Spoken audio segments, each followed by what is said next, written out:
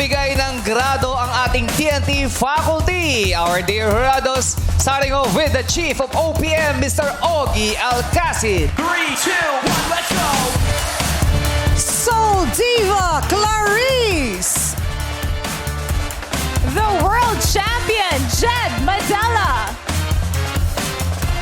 Pop Ballad Royalty, Eric Santos. At ang ating punong hurado, the Maestro, Mr. Louie Ocampo.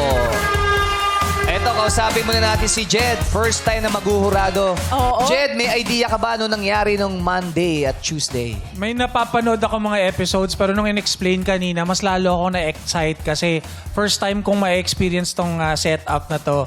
At sobrang excited na ako kaya tulad ng sinabi ni Ayon, game na. Ay, Oo, game na, oo. exciting. Pero tanungin natin yung mga iba pang hurados, ano ba ina-expect nyo na hinahanap nyong kakaiba ngayon sa mga maglalaban-laban? Oh, Sir Louie, mauna kayo. Ako, originality and Ay. identity.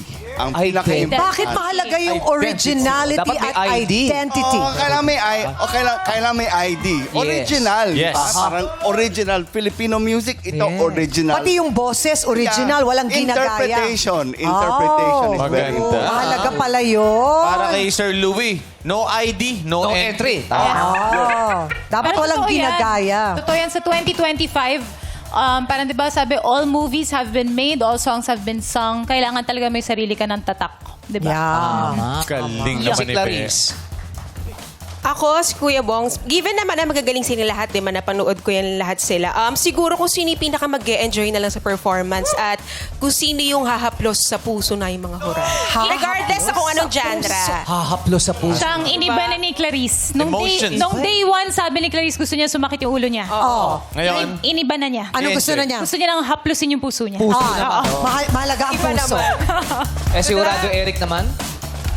Nag-judge kasi ako nung di ba? Horado ako nung Res Bakbakan and they showed 100%. This time, I wanna see their 200%. 200. Ay, level up. Dapat. Talaga.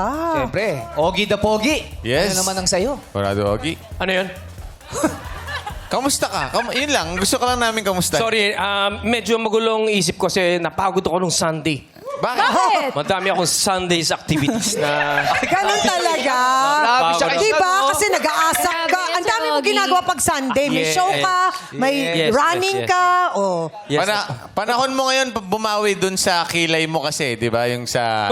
Huwag na natin bring up yun. So, anong inaasahan mo sa mga contenders natin? Yes. Ako, pagsasama-samahin ko na lang yung sinabi nila. Aha. Pero ang hinahanap namin ngayon, 3 words lang yan eh. Ano? 3 letter. Letter pala, hindi words. Aha. Letter. Ano? Ano Sige. yung tatlong letter? Tatlong letter. O, A, and C. Ay, ano yung OAC? Well, originally, Ocampo Alcacid kaya Biabiang kasi may concert kami. Yes. Promo pa. Pero, Yes. yung Pero, Pero yung O, original, originality. yung A, absolute, and C, classic voice. absolute classic Yes. voice. Maganda, maganda. Original, absolute classic voice. Yes, sa Feb 13 yan sa Soler North. Yes. Nag-plug pa rin. Hindi, pero yun ang Okay. hinahanap namin. Yan. Love it. Love it. Magaling, magaling. Feb Maraming 13, salamat sa ating mga hurados. Good luck sa inyo.